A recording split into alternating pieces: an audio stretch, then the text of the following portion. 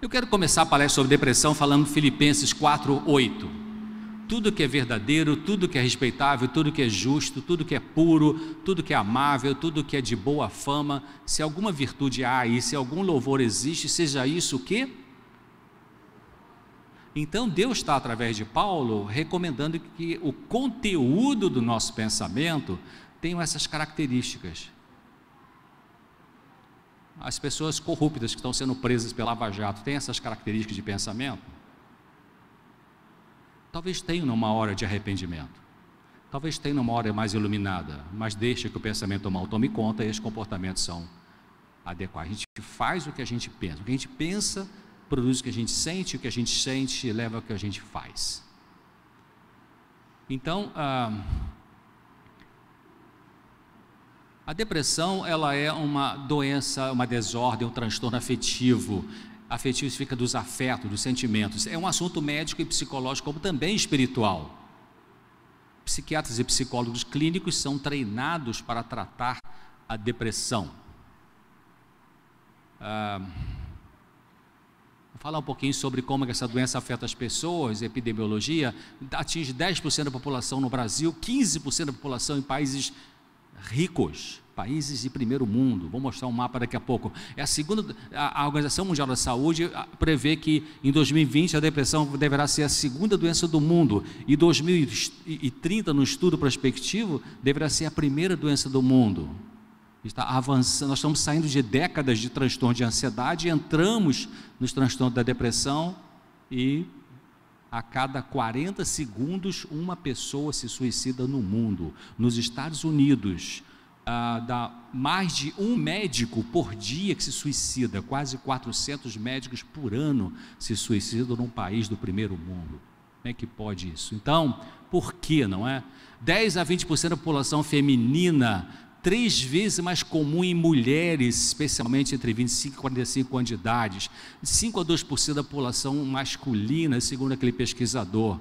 50% não são detectadas por médicos clínicos gerais. Por quê? Porque às vezes o médico não pergunta, fica só na sua especialidade dicotômica, só o coração, só o pulmão, só o fígado, e não pergunta mais nada. Às vezes também porque o paciente não fala, né? Então, se for no médico, você fala as coisas, ajuda o médico a te ajudar, né?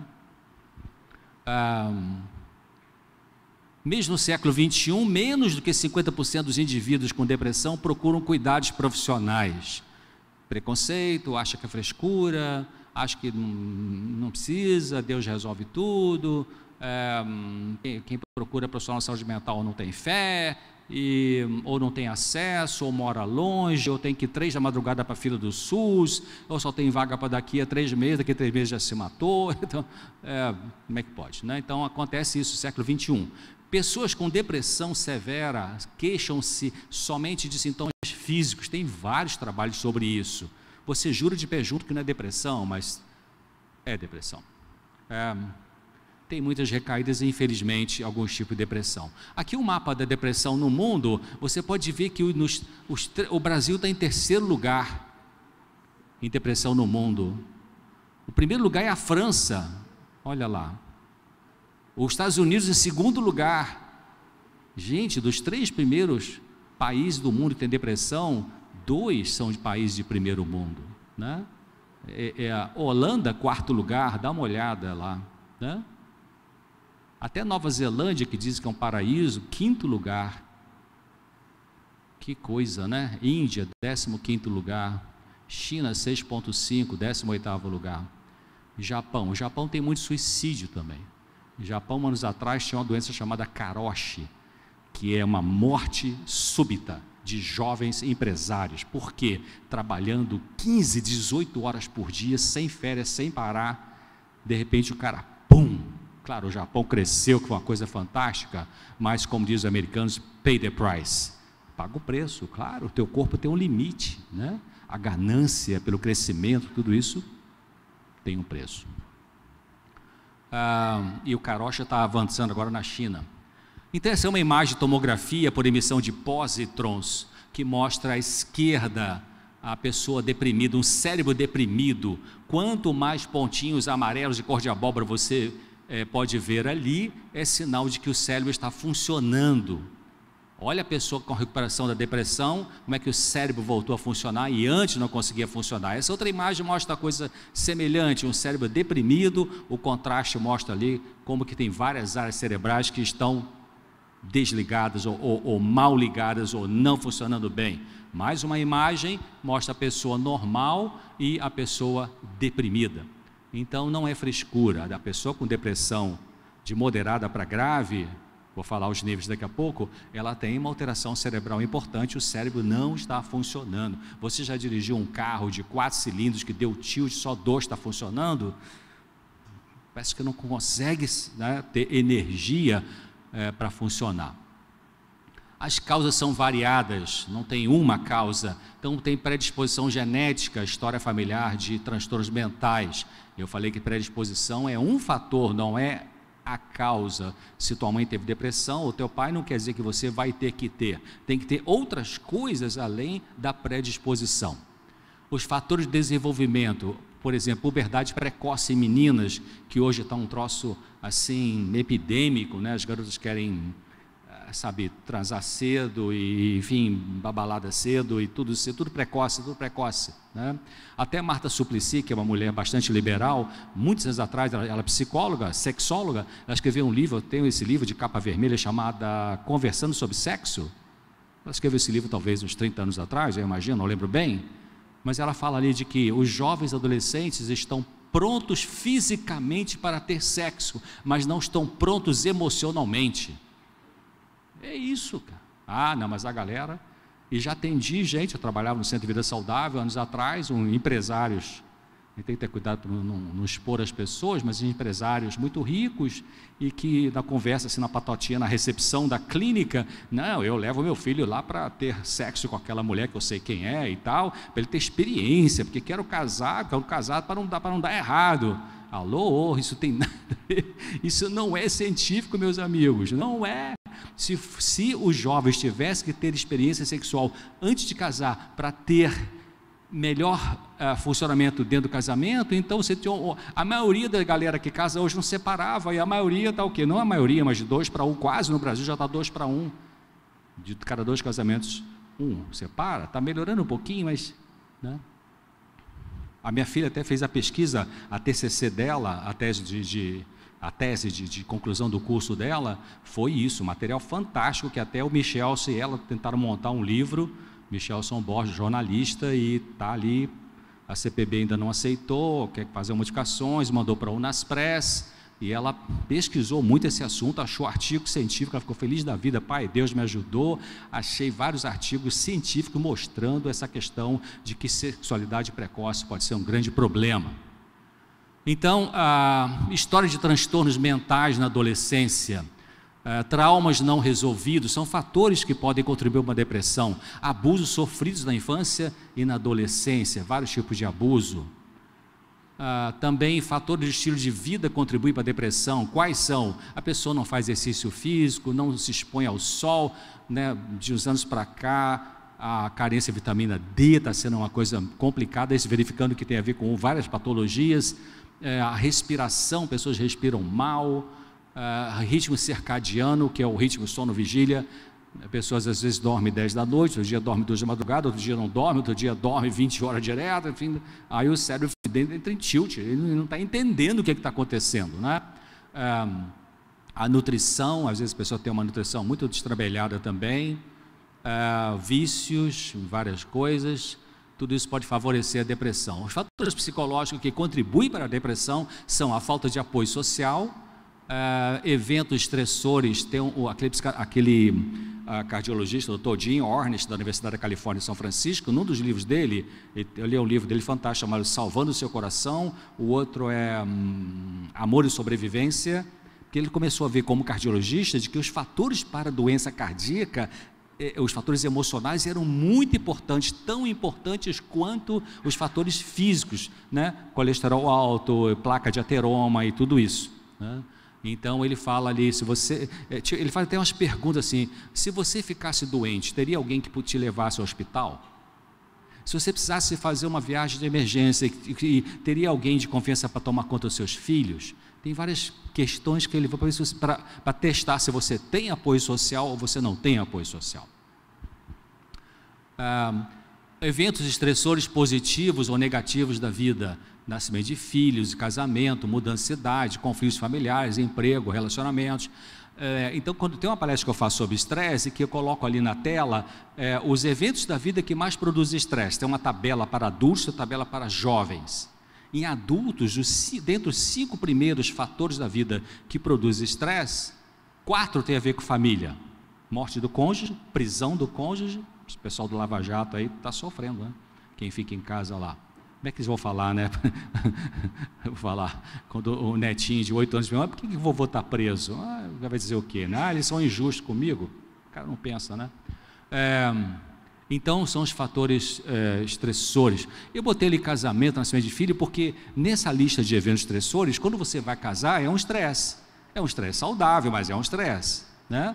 Eu estava agora mesmo ali, estiquei meu corpo na cama do hotel e carregando pedra. Fui responder um e-mail aqui, um WhatsApp aqui de uma pessoa que está pedindo ajuda para ajudar um jovem que está se mutilando e tal, com ideia suicida. O que eu faço? Eu estava mandando essa mensagem ali, meio que tentando cochilar um pouquinho, mas respondendo. E, aliás, esse negócio de mutilação está meio na moda, né? Eu não sei se copiaram, eu detesto novela, então não sei se tem alguma novela famosa que teve alguém que mutilava, o pessoal começa a copiar, né? Porque o pessoal copia tudo de novela, né? Óculos, chapéu, carro, sei lá, tudo, até mutilação, até patologia, né? Então, às vezes fatores da vida que são positivos, agradáveis, como mudar de cidade, né? Às vezes você vai mudar para uma casa melhor, mas você viveu 30 anos naquela casa ali, você leva uma nostalgia, assim, fica um negócio meio, poxa, mas eu vou largar minhas raízes aqui, mas vou para uma mansão, tá? Mas eu gostava tanto daqui. Então é uma coisa boa, mas requer uma adaptação. Divórcio é um fator muito importante que pode gerar depressão, abusos físicos, sexuais, emocionais, punição severa, punir a criança de uma forma rígida, a desvalorização da criança, você vai criando um caldo de possibilidades da depressão lá no futuro. A morte do pai ou da mãe, que para algumas pessoas é uma coisa muito dramática. Por quê? Mais do que para outras, porque por causa do vínculo, né? Alguns de nós temos um vínculo com o pai ou com a mãe, que é uma coisa oxigênio, né? Não é isso? No mundo da psiquiatria, a gente pode falar assim, generalizando, de que os transtornos mentais, os sofrimentos emocionais, eles podem ser ligados a questões de vínculo ou questões de conflito, né? Então, para algumas pessoas, a morte do pai ou da mãe é uma coisa insuportável. Tipo assim, lembra que a história que eu contei de manhã, né? Aquela moça que não aceitava a morte do pai. A sensibilidade pessoal, falei para vocês hoje de manhã que cada um de nós tem uma sensibilidade diferente, temperamento, padrões de pensamento, pessoas que têm uma tendência de pensamento melancólico, tipo aquele desenhozinho, né, que um é todo animado, né, vamos lá, vamos conseguir, vai dar certo, e o outro fala, não vai dar certo, ó dia, ó vida, ó mês, não tem, né? Aquele que sempre diz, não vou conseguir e tal. Esse é o distímico, né? Ele tem uma distimia, eu vou falar daqui a pouquinho, uma tristeza crônica. Você vai trabalhar, casa, viagem e tal, mas você está sempre meio para baixo, vou perder o avião, vai ter bala perdida, não sei o que e tal, sempre pensando negativo, né? Isso facilita a depressão. Pessoas com dificuldade de ter respeito próprio, né? Importante isso também. Então, tem gente que tem muito desrespeito por si mesmo, né? Você fala assim, poxa, que paletó bonito, comprei ali no brechó, tá, sei, do deserto da salvação, que abriu um, né? Então, parabéns, você passou naquele concurso, qualquer um passa e tal, sabe? Sempre se deprecia, sempre se... Isso não é humildade não, viu gente? Isso não é humildade madura, isso é autodepreciação, não é isso que como cristãos somos chamados a fazer.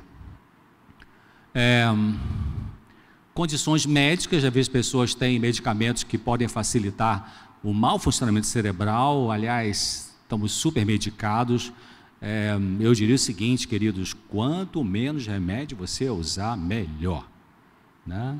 Quanto menos remédio você usar, remédio de farmácia, mesmo fitoterápico, melhor. Melhor é o estilo de vida, mudar o estilo de vida. Isso não é fácil, né? A dieta, o exercício, a água, muda para o campo, sai da cidade grande. Na virada do século XIX, século XX, essa autora inspirada falava isso: saia das grandes cidades. E aí você quer comprar um baita apartamento numa avenida paulista, cheia de poluição, de tráfego, mas mora num apartamento de 500 metros quadrados. Alô, está estressando, cara. O corpo, você não pode mentir para o teu corpo, né? As leis naturais que Deus colocou aqui, elas sabem da verdade, né? Doenças como hipotireoidismo, às vezes pode mascarar um quadro depressivo, então tem que pesquisar com o clínico isso aí. Doenças cardíacas podem gerar medo, tristeza, medo de morrer. Doenças terminais são fatores que podem contribuir para a depressão. Prejuízo do lobo frontal, o córtex pré-frontal, é essa parte mais divina, vamos dizer assim, do nosso cérebro. O cérebro de um adulto, né, os miolos, tem mais ou menos 1,5 kg, né? E aí essa parte da frente aqui é a parte mais importante para o raciocínio, para aquilo que a gente chama em medicina de funções executivas do cérebro. Raciocínio, a lógica, a decisão, o pensamento, a meditação. Então tem algumas coisas que prejuizam o lobo frontal, comportamentos compulsivos como jogos, sexo, trabalho, internet, TV, pessoas viciadas nisso aí. Inclusive agora passou a ser um código de doença a compulsão por questão eletrônica, né? Já saiu aí a Organização Mundial da Saúde já classificou pessoas viciadas nisso aí. As redes sociais, pessoas que são viciadas também, ir contra a sua consciência frequentemente, né? Vem o Lava Jato de novo aí, vai lesando o lobo frontal. E aí então a depressão, você tem que ter quais sintomas são os sintomas depressivos. Depressão, doença. Deixa eu falar uma coisinha antes: depressão não é ansiedade. A ansiedade é diferente. Depressão é tristeza, ansiedade é aflição, depressão é perda da energia, ansiedade é uma inquietude, uma falta de paz interior, né? Tem várias maneiras da depressão aparecer: pânico, fobia, toque, etc.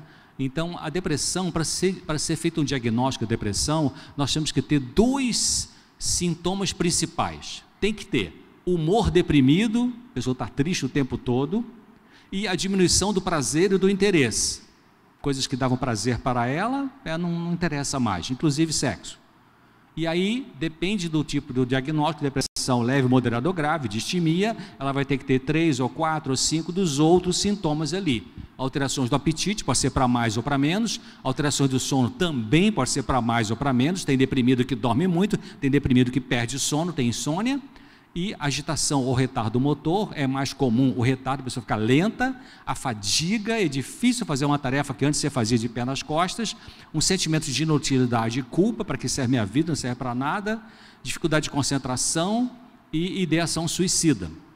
Na ideação suicida depende, tem pessoas deprimidas que dizem: não quero mais viver, quero morrer, por que Deus não me leva e tal, e aí você tem que fazer essa pergunta com o profissional. A gente vai avançando nessa questão de pesquisar como é que está essa ideia suicida. Tem uma hora que a gente pergunta: você tem pensado realmente em se matar? Você teria coragem, numa hora de muito sofrimento, de se matar? Aí é um divisor de águas. Um grupo de pessoas deprimidas, quando você faz essa pergunta, ela diz: não, me matar não, eu quero ir para o céu, não quero perder a salvação, se é cristão. Não, eu queria que Deus me levasse. Mas matar, não, isso não, doutor, isso não cheguei nesse ponto não. Dá um alívio para a gente como profissional. Mas você faz a pergunta e a pessoa abaixa o olho, não olha mais nos seus olhos, fica 15, 20, 30 segundos em silêncio, a face fica consternada, com ou sem lágrimas, e vira para você e diz: eu acho que sim.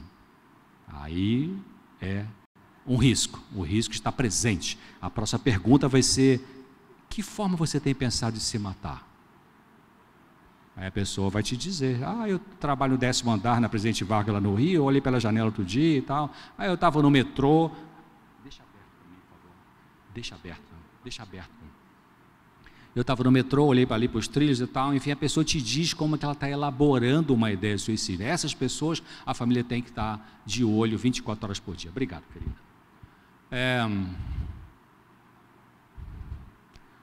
Então aí que eu falei para vocês, aqueles sintomas ali, depende do diagnóstico. Se é uma depressão menor, 2 a 4 sintomas por duas ou mais semanas, incluindo o estado deprimido e a perda de prazer. A distimia é aquele bichinho, né? aquele personagemzinho, não vai dar certo, ó dia e tal. Tem 3 ou 4 sintomas por pelo menos 2 anos, incluindo o estado deprimido. E a depressão maior, 5 ou mais sintomas por 2 ou mais semanas, incluindo o estado deprimido e a perda de prazer geral. Diferente de tristeza e de depressão. A tristeza você tem sentimentos, é um sentimento normal diante de algumas perdas. É passageira, um prejuízo funcional limitado, você consegue trabalhar, está triste, mas consegue. Reage a estímulos positivos, ou seja, alguém fala assim, vamos assistir uma palestra lá com o Dr. César, que vai ter, não estou muito afim, não, mas está bem, eu vou. Tem um fator causal, uma coisa que você diz, bota o dedo e já aconteceu aquilo, por isso que eu fiquei triste. Não tem uma lentidão psicomotora, melhora com o tempo, sem terapia, sem remédio e tal. Já a depressão é diferente. É um transtorno do humor, ela é duradoura, tem um prejuízo funcional, no caso grave, não consegue trabalhar, não reage a estímulo positivo, você pode chamar para fazer o que for, não quero, brigar, não quero, e não tem um fator que você possa dizer aquilo ali, que me fez ficar deprimida. Às vezes a pessoa até diz, vou explicar daqui a pouquinho sobre isso. Geralmente tem uma lentidão, a pessoa está lenta, está mais devagar, e piora com o tempo, se não for tratada. Então, aqui são os níveis de depressão, você tem a leve, moderada e a severa. A severa pode ser com ou sem comportamento psicótico. O que é comportamento psicótico? A pessoa sai da realidade. Psicose é o nome técnico da loucura, né? Então, a depressão pode ser a pessoa de depressão grave, ela sai da realidade, aí já vai ter um medicamento diferente, né, sem ser um depressivo, e tem depressão grave, sem comportamento psicótico, e então a medicação vai ser diferente, não vai dar antipsicótico para essa pessoa. Bom, o que você faz com a pessoa deprimida? Então tem vários procedimentos.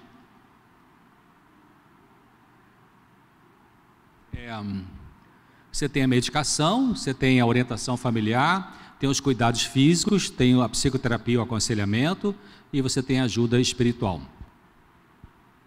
Vamos dar uma olhadinha então. Medicação, ela tem seu momento, tem seu lugar. Existem medicamentos naturais, existem convencionais.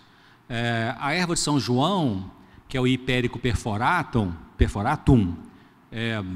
é um fitoterápico. Gente, fitoterapia não tem nada a ver com homeopatia nem com floral. Tá? Floral não tem base científica, os florais de Bach não tem base científica. A homeopatia, apesar que é aprovada pelo Conselho Federal de Medicina, eu tenho um grande amigo no Friburgo, o melhor homeopata da cidade, gosto muito dele, Eduardo Massad. Ele já foi em casa para um dia que ele ia estudar sobre o Espírito Santo, ele deve ter minha idade mais ou menos, e a consulta de um homeopata, eu sei que dá de 10 a 0 nas consultas que outros médicos fazem, né? Porque o homeopata ele vasculha tudo, pesquisa tudo, né? Ele gasta 1 hora em consulta, então procura saber tudo da vida daquele indivíduo ali. Então, nesse sentido é que eu acho que é o grande fator terapêutico. Então, quando a pessoa vai tomar bolinha a cada 3 e 3 horas, ele está lembrando, alguém me escutou, alguém deu atenção para mim, alguém compreendeu o meu sofrimento. Eu acho que o efeito terapêutico está mais por aí. O Eduardo Massad me emprestou os livros de filosofia da homeopatia, então realmente ele me explicou que tem dependendo do sofrimento, tem as dinamizações, né? Então o sofrimento é mais físico, é do dinamização número tal, se é emocional do número Y para G, se for tal, enfim. Depois eu posso falar sobre isso, se alguém quiser saber mais, alguma pergunta sobre a questão. Mas aqui eu estou falando de fitoterapia. Terapia, tratamento plantas. Fitoterapia é um tratamento baseado em plantas medicinais, aprovado pela medicina, científico. Os alemães dão de 10 a 0 nos americanos em relação a isso. Estudo isso há muito mais anos que os americanos. Agora a medicina está entrando para a fitoterapia. Você vê até o SUS, tem aí xarope de guaco, tem... Não sei se o hipérico está ali nessa turma ou não, a valeriana, por exemplo, né? Então, valeriana officinalis. Cuidado que no Brasil tem uma erva de São João que não é o hipérico perforatum, né? Descobri por acaso, minha filha ia casar, estava eu, ela e a mãe lá em São Paulo, ela escolhendo umas coisinhas de noiva e tal, e eu vi do outro lado da loja, que eles estavam, uma loja de ervas medicinais, atravessei, fui lá, comecei a ler os pacotinhos, hipérico, não, erva de São João, falei, opa, erva de São João, aí fui ler, entre parênteses, não era o hipérico perforatum. Alguns estudos científicos que Deus colocou na minha mão, foi ele mesmo, eu estava nos Estados Unidos, publicados por revista top na área médica, Lancet, por exemplo, fez um estudo comparando um estudo com pessoas deprimidas, comparando os antidepressivos antigos, amitriptilina, imipramina, tofranil, anafranil, essa turma, triptanol, os antidepressivos mais modernos, né, fluoxetina, sertralina, paroxetina e tal, a erva de São João, hipérico, e o placebo. E se verificou nesses estudos, com amostragem boa de pacientes, de que o hipérico era tão bom quanto os antidepressivos sintéticos e melhor do que o placebo em pessoas com depressão até moderada. Com depressão grave, realmente parece que o hipérico não tem essa capacidade. Outra coisa, dica importante: se você é uma pessoa ou conhece alguém que está com depressão pela primeira vez na vida, essa pessoa nunca usou medicação psiquiátrica, tarja preta, controlado, nunca usou, está com depressão, eu faço isso na clínica. Eu passo primeiro o hipérico. Pode ser que dê bons resultados. Agora, se a pessoa veio a mim com depressão, recaída, depressão, e ela já usou remédios sintéticos, provavelmente o hipérico não vai funcionar. O corpo já viciou na química sintética. Os medicamentos convencionais sintéticos, é uma turma grande aí. Eu estou acompanhando agora, quinta que vem, vai ter a última aula, a Unifesp, Universidade Federal de São Paulo, Estado de São Paulo, fez esse ano um trabalho belíssimo, educação em medicina, e cada mês uma palestra com profissionais da Unifesp, da USP e tal. Agora vai ser com a professora Carmita Ábido, vai ser sobre toque. E mês passado foi sobre depressão, e eu estava assistindo, como as outras, e não tem novidade. A psiquiatria não tem novidade em relação a... Tem até um antidepressivo mais moderno que lançaram aí, mas não segura a onda, essa aqui é a verdade, né? Não tem uma coisa assim, toma isso aqui, que isso aqui resolve sua depressão. Não tem isso no mundo médico. Não sei se eu falo felizmente ou infelizmente. Bom, a medicação não faz tudo, ela elimina os sintomas depressivos, mas não cura o problema. Pode produzir efeitos colaterais, e produz. 70% das pessoas melhoram o humor com antidepressivos, é verdade. Melhora o quê? O humor. Está triste, fica menos triste. Está chorando muito, para de chorar. Isso é verdade. Menos do que 20% dizem que se sentem curados durante o tratamento com antidepressivos. 25% a 30% não melhoram com nenhuma medicação. Já atendi gente assim, passou em todos os psiquiatras que você pode se conhecer, usou tudo quanto é remédio. Aí vem, o que eu faço? Doutor, o que o senhor me dá? Qual remédio tem para mim? Você não tem mais remédio para você, no sentido de que não é que não tem solução, não é um outro remédio que vai ser a sua solução, é você aprender a lidar com essas perdas, e eu vou falar um pouquinho mais na frente. Já atendi gente que passou em psiquiatras famosos. Dr. Costa Silva foi professor de psiquiatria, o catedrático da UERJ, né, foi presidente da Associação Mundial de Psiquiatria, já atendi paciente que teve nele, e a medicação que ele passou é que eu passaria também, né, não é a falha nossa, profissional, é que a medicação tem seu limite. Atendi paciente, Dr. Augusto Cury me encaminhou alguns 2 ou 3 pacientes, complicado, achou, atendi São José dos Campos. Então a medicação não resolve tudo. 50% reclamam de efeitos colaterais. Metade desses param com medicamento porque não aguenta efeito colateral. Enjoo, náusea, perda de peso, às vezes a ansiedade aumenta os primeiros dias. Dos que param com a medicação após 3 meses de uso, 77% tem recaída dentro de 2 anos. Mesmo usando a medicação, ocorre recaída em 20% a 40% dos pacientes. Dr. Nedley, que é um clínico americano que atendia tanta gente deprimida no consultório dele nos Estados Unidos, que ele começou a pesquisar melhor sobre depressão, e essa editora, cpb.com.br, tem um livro dele, de capa cor de abóbora, chamada Como Sair da Depressão, né? Acho que é isso. Ele mexe muito com a parte nutricional, né? Aliás, ele é o presidente de uma instituição na Califórnia, onde meu filho trabalha, que é o IMA, né? Meu filho está lá já há alguns anos. Eu estive lá estudando no IMA em 92, ele não estava lá ainda. Então, é um bom livro, CPB, Neil Nedley. A medicação tem seu lugar, se não usada como única solução, indicada para depressões moderadas e graves. Ou seja, a depressão leve não precisa medicação, né? Não precisa. E adolescente também evita o máximo. Criança, então, não deve usar, e adolescente não deveria usar. A meta é parar com ela em até 6 meses, de 6 meses até 1 ano, se possível ser isso. Mas já atendi um monte de gente ao longo da vida que está 10 anos, 12 anos, 15 anos usando fluoxetina, essa turma toda aí. O que o antidepressivo pode fazer? Pode melhorar o humor? Sim, pode. Diminuir chorar? Sim, talvez seja o primeiro sintoma que ele faz. Lá com 3 semanas de uso, ele pode fazer essa melhora. Diminuir a hostilidade? Também, a hostilidade contra a própria pessoa. Aumenta a impulsividade? Também pode aumentar. Porque o antidepressivo é interessante, por isso que quem tem tendência suicida e começou a usar um antidepressivo sintético, a família tem que ficar de olho na 2ª, 3ª semana de uso do medicamento, porque a primeira coisa que o medicamento antidepressivo vai fazer numa pessoa deprimida grave é liberar os impulsos. Antes estava parado, não queria sair da cama, fecha a cortina, não quer falar com ninguém. Agora, então, se o pensamento suicida não foi ainda trabalhado com psicoterapia, a medicação libera a impulsividade e a pessoa dá o pulo para se matar naquela ocasião ali. Então, e é importante entender também que antes não tem um antidepressivo que você possa falar assim, estou tão triste hoje, nossa, estou no fundo do poço. Deixa eu tomar um antidepressivo aí para ver se eu melhoro daqui umas 2, 3 horas. Alô, não tem isso, né? Infelizmente não tem isso, né? Porque algumas pessoas sofrem uma depressão terrível, né? Alguns falam que a depressão é o câncer da alma, né? Mas o tranquilizante é diferente. Você está com uma ansiedade, uma aflição, uma angústia, um aperto no peito, uma fobia, não entra em avião, nem que a vaca tussa, não passa do... Eu trabalhava com Copacabana anos atrás, atendi um paciente que tinha que passar em túnel para chegar no consultório. É um sufoco para passar no túnel, uma fobia, uma ansiedade, um pânico, né? Ou agora em Friburgo, um rapaz que mexe lá com carrões e tal, e tinha que comprar carro aqui no Rio para passar na ponte de Niterói. Nossa, era um sufoco. Então, essas pessoas, elas podem ter um alívio rápido com tranquilizante. Pode ser o próprio sujeito lá chamado Rivotril, pode ser o clonazepam Rivotril, o alprazolam, Frontal, Apraz, essa turma toda aí dos benzodiazepínicos. Você toma agora em via oral em 40, 50 minutos, 1 hora ele faz efeito, aí sim, né? Faz efeito.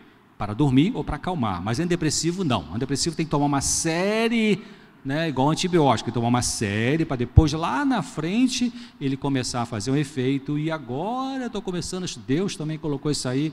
Já fiz contato com 2 professores, um do Canadá, um dos Estados Unidos, que é uma ideia meio bombástica, assim. Aliás, entra no meu site lá, drcesar.com.br, e o artigo chama-se Depressão, 2 pontos, um momento para análise. Depressão, 2 pontos, um momento para análise. Esse artigo eu escrevi baseado nos contatos com esse professor de psiquiatria americano e do Canadá, e que estão mostrando de que, na verdade, não tem uma baixa da serotonina.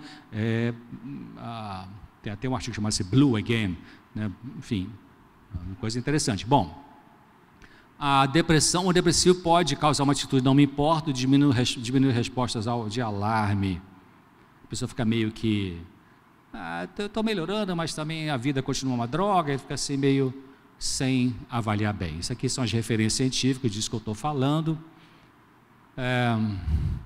Orientação da família. A família precisa compreender de que é uma doença, não é frescura, não é para chamar atenção, pode ter um componente de chamar atenção, mas tem uma doença ali, tem um risco, né? Se for depressão grave, tem que atuar. Encorajar o deprimido a andar ao ar livre. Andar, gente, caminhada, está provado, né, de que melhora as comunicações cerebrais, melhora a depressão. Claro, o paciente deprimido, o que ele diz?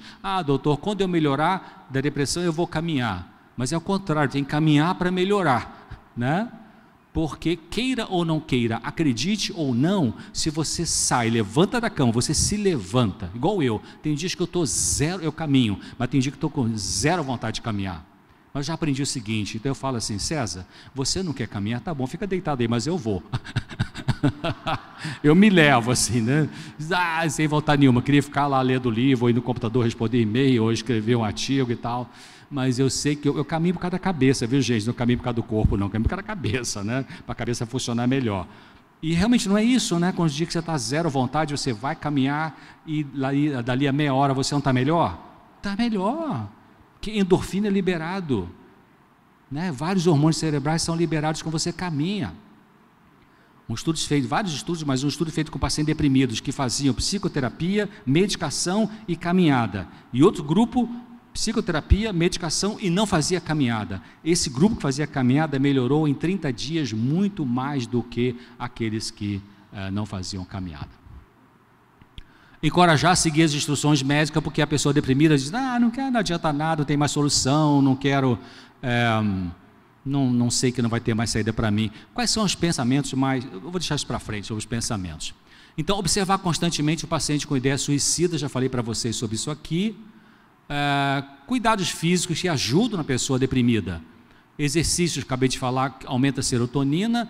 Tratar as doenças físicas, tem uma doença física complicada, então vamos tratar, vamos levar lá no INCA, enfim, se é câncer, vamos levar no médico, tem que tratar. Tem hipotireoidismo, vamos tratar. Tem uma doença crônica complicada, vamos ajudar a fazer a chamada medicina, como é que é o nome? De tratamentos paliativos, né? Aqueles medicamentos que não, aqueles procedimentos que não tem cura, mas você faz procedimentos que melhoram a qualidade de vida da pessoa. A massagem, massagem diminui o cortisol, e é interessante porque o cortisol está aumentado nas pessoas deprimidas.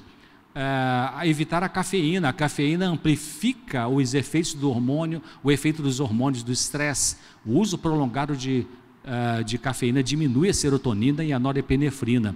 E alguns pacientes, eu vi um estudo uma vez que alguns pacientes que têm tendência à crise de pânico, que é um transtorno de ansiedade, não é do humor, quando usam muita cafeína, o pânico era mais frequente. Interessante, né? Eliminar o açúcar refinado, que você sabe que é um grande veneno. Agora vamos falar um pouquinho da parte psicológica. O que pode ajudar a pessoa deprimida? Sem ser a medicação, sem ser a atividade física, enfim, a orientação da família. Bom, Filipenses 4,3 diz, tudo posso naquele que me fortalece, mas eu nunca vi um pregador aqui na frente falar assim, cita o verso 14. Cita o 13, mas não 14. O 13 fala, tudo posso naquele que me fortalece, que é Jesus Cristo. O 14 diz assim, mas fizeste bem em tomar parte na minha aflição. Interessante, né? Paulo estava dizendo, tudo posso em Jesus Cristo, vírgula, mas que bom que você me ajudou. Né? Então Deus usa pessoas para ajudar pessoas. Tem pessoas que podem ficar no extremo de só Deus, só Deus, só Deus, não procura ajuda com ninguém, Deus manda 20 pessoas para ajudar, não, é só Deus, só Deus. E outra pessoa pode estar no outro extremo, nada de Deus, não, é só terapia, não, meu psicólogo. Tem que ter as duas coisas, cara. Da depressão você tem um aspecto espiritual também. Agora a ciência está começando a entender isso. Dr. Pargaman, fiz contato com ele, é o top no mundo nessa área de estudo de ciência, de saúde mental e espiritualidade. Dr. Koenig, da Universidade da Carolina do Norte, fala estudando sobre isso. Então, vamos pensar o seguinte, ocorreu alguma perda importante no passado dessa pessoa que ficou deprimida e que ela não conseguiu digerir ainda muito bem? Será que ela experimenta um processo de luto, de lamento? O luto psicológico, o que é o luto psicológico? É um conjunto de sintomas que você tem em função de uma perda que aconteceu, uma perda real. Morreu alguém que você amava, se você é cristão ou não, se você tem fé ou não, quando morre alguém que você ama, você vai ter o luto psicológico. Não queira forçar a não ter, porque vai aparecer. Anos atrás, atendi em Botafogo, trabalhava aqui no consultório, em Botafogo, me encaminharam uma paciente, empresária aqui do Rio de Janeiro, o marido morreu na sexta, foi enterrado no sábado, domingo ela estava tocando a empresa para frente. Aí, 3 semanas depois, ela, caiu emocionalmente. Outra pessoa, uma pessoa brilhante, foi minha paciente, trabalhou na empresa que eu trabalhava no mundo inteiro, uma multinacional. Ela foi a única escolhida do mundo inteiro para ir fazer um estudo no Japão. Ela tinha umas ansiedades ligadas, não é nem depressão, mas ela tinha esse padrão, muitos de nós temos, de ocorre uma tragédia, ocorre uma perda, está tudo bem, se você segura a onda.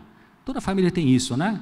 Toda família tem essa pessoa que fala com o fulano que ele resolve. Não, vai lá que ele é forte, aguenta. Vai lá que ela segura a onda, carrega o piano.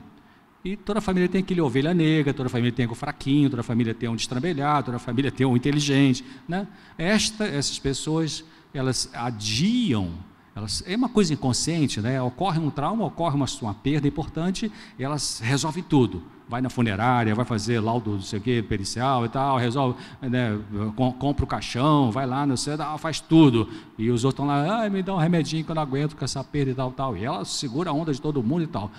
Quando é que ela vai cair no luto psicológico normal? Vai cair um dia, tem que cair, é normal. É normal você chorar diante de uma perda, não é falta de fé, é a dor. Se eu pegar sua mão e der uma martelada com o martelo, e vai, claro, vai ter dor, vai ter inchação, edema, vai ficar roxo, hematoma, amanhã vai estar pior ainda, e depois tem um processo de recuperação dessa martelada, não tem? Tem. Você pode melhor UPA do mundo, melhor emergência do Golden, não sei das quantas e tal, e não tem jeito, o médico vai poder fazer que amanhã está tudo bonzinho na martelada que você teve. Então, a martelada no mundo emocional é a mesma coisa. Você leva uma martelada no mundo emocional, você tem um processo, se você tem fé ou não. A pessoa com fé, ela vai ter grandes vantagens, realmente, né? Porque a pessoa com fé, ela vai aguentar a perda, talvez com menos desespero do que a pessoa sem fé. Então, se ela vive um momento de luto, tem que viver esse luto. Existe o chamado luto patológico. Eu posso responder depois se alguém quiser. O luto patológico já é diferente, né? A pessoa pode ter uma perda, entra no luto normal e não sai dele.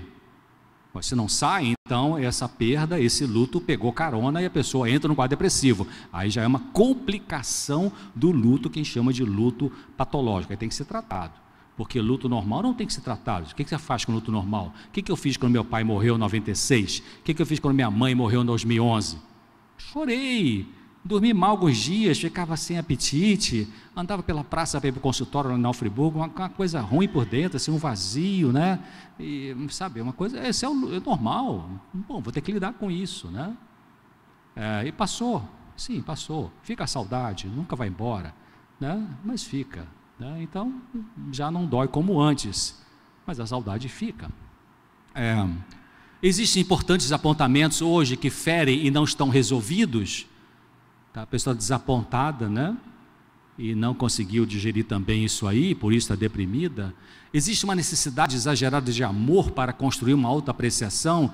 Tem pessoas assim, não é? Que elas, para se sentir bem com elas mesmas, tem que ter alguém me amando, tem que ter alguém me telefonando todo dia, tem que ter alguém dizendo que me ama, tem alguém... Alô, para com isso, você não precisa disso, e você vai encher o outro, a não ser que o outro seja codependente, né? Codependente é a pessoa que quer salvar todo mundo, codependente é a pessoa que não vive a vida dela, vive a vida do outro, né? Então, existe autorrejeição, a pessoa se detesta. É meio comum no mundo inconsciente da pessoa deprimida a gente encontrar o seguinte raciocínio: eu tenho ódio de mim mesmo, por que eu fui gostar de alguém que não gosta de mim do jeito que eu queria? Então tem que descobrir isso, né? Porque esse tipo de raciocínio, se permanecer na cabeça da pessoa, o antidepressivo não vai resolver, queridos. Porque o antidepressivo não muda a forma de pensar, o antidepressivo muda a forma de sentir. Existe raiva reprimida contra a própria pessoa ou outra de quem se está esperando receber o afeto? Então temos que entender isso aí na ajuda psicológica, por que essa pessoa está deprimida. A pessoa sente desespero em relação a alguma coisa, porque a depressão, por que o mundo está ficando deprimido? Por que 2020 deverá ser a segunda doença do mundo e 2030 a primeira do mundo, a depressão? Por causa da perda da esperança. Olha, onde eu estava chegando no Rio, fazia muitos anos que eu não vinha aqui nessa igreja, e estava com o GPS, e estava direitinho lá no GPS e tal, mas aí eu estava na Avenida das Américas, parei no Pão de Açúcar, tem uma no número 900 que eu descobri, outra no número 2000, não achei o que eu queria, nenhum dos dois, mas tudo bem, voltei para o trânsito, estava ali dirigindo e pensando e tal, dei bobeira, errei o caminho de fazer um retorno de 1 quilômetro de engarrafamento, podia resolver em 10 minutos, resolvi em 1 hora, mas cheguei no hotel, está tudo bem, descansei. Mas eu olhei assim naqueles carrões, tá? Triplex, tal da Barra, que eu pensei, o dia a dia, esse é o raciocínio que eu tive, né? Assim, essa é a vida normal que as pessoas chamam, né? Todo dia engarrafamento, todo dia ganha dinheiro, todo dia transa, todo dia não sei o quê e tal, vai para casa, ou trabalha e volta. Que mais? Que mais é a vida? Isso é a vida? Eu não gosto dessa vida. Claro, preciso do meu carro e tudo mais e tal. Então, por que o mundo está ficando desesperançado ou desesperançoso e que a depressão aumenta? São vários fatores, não é uma resposta simplista, né? Os países de primeiro mundo, eu vi alguns artigos científicos impressionantes, porque o sujeito ele não consegue ter aquele carrão que está parado no trânsito olhando para o lado, não consegue ter aquele apartamento, não consegue ter, e ele começa a dar muito valor a isso, porque a mídia vomita isso em cima de você, você é feliz se você tiver isso. E as pessoas que conseguem isso, se matam. Por que Robin Williams se matou? Por que Michael Jackson tinha toque? Por que Roberto Carlos se trata de toque? Que é um negócio difícil de tratar, traz ansiedade, entra por uma porta, tem que sair pela outra, tem que sair por aquela, coisa maluca, mas um grande cantor, popular. Não estou depreciando quem tem toque, estou falando da realidade. Então, existe desesperança, né, queridos? Aí vem o que pode gerar esperança nesse mundo maluco que a gente vive, né? Jesus uma vez falou assim: agora se aproxima o príncipe deste mundo e ele nada tem em mim. Você pode dizer isso? Eu posso dizer isso? Que aqui dentro de mim não tem nada do mundo? Quisera eu que eu pudesse dizer isso. Eu acho que eu já estava trasladado, né? Mas a meta de você e eu estamos aqui nessa igreja, pelo menos para mim a meta é isso, é Deus tirar o mundo daqui de dentro e colocar o reino dele. Em Colossenses de lá, né? E ele vos transportou para o reino do Filho do seu amor. Como é que é isso? Você não está sentado aqui na igreja da Barra? Como é que...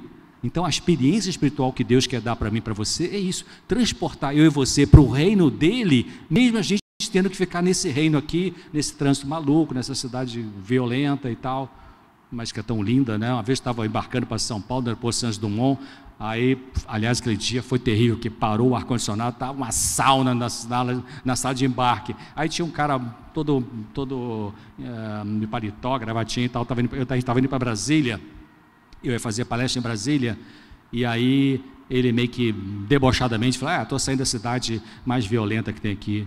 Eu falei: para onde você vai? Eu vou para Brasília. Você está indo para a cidade mais corrupta, né? Existe conflitos entre dependência versus independência? Aliás, qual é a saúde mental nessa questão? É você ser dependente ou ser dependente ou independente? As duas coisas, queridos. Nós não somos independentes totalmente. A gente precisa das pessoas, as pessoas precisam da gente. Mas a gente deve ser de tal maneira, pela ajuda de Deus e pela nossa determinação, também ser independente no sentido saudável, que significa o seguinte: se você me machucar, eu não vou morrer por causa disso. Entenderam? Então você tem uma autonomia, chama-se, a gente pode chamar isso de certa forma de resiliência. Existe dificuldade para desenvolver intimidade? Isso aqui não tem a ver com sexualidade, queridos. Muita gente tem muito sexo, mas não tem intimidade. O que é o ficar da galera, né? O ficar. Ficar é o dois jovens que se abraçam, o beijo, se amassa, o transa e tal, hoje. Amanhã um passa pelo outro ali na calçada, às vezes nem fala bom dia.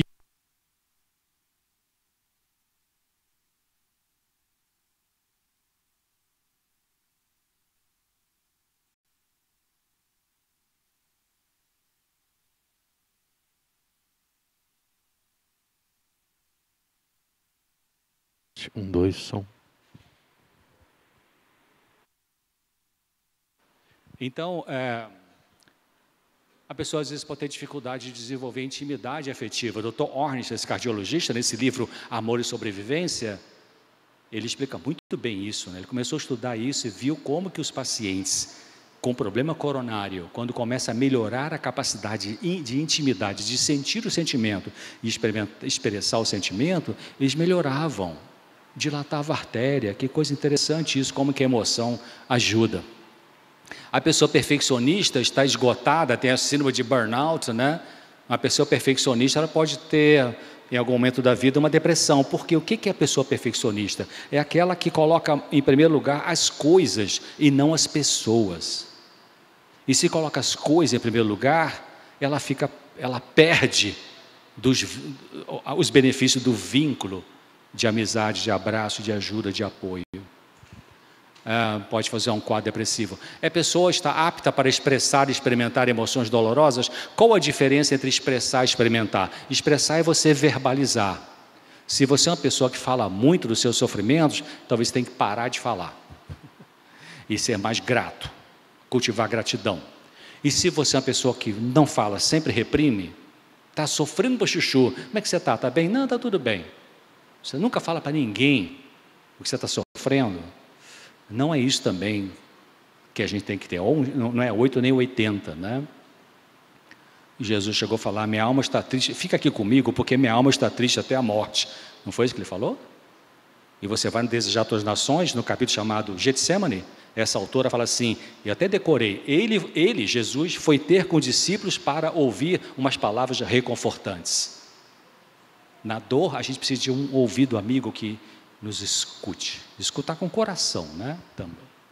Então, às vezes a pessoa ela não tem condição de expressar, ela não experimenta. Experimentar é você viver a dor.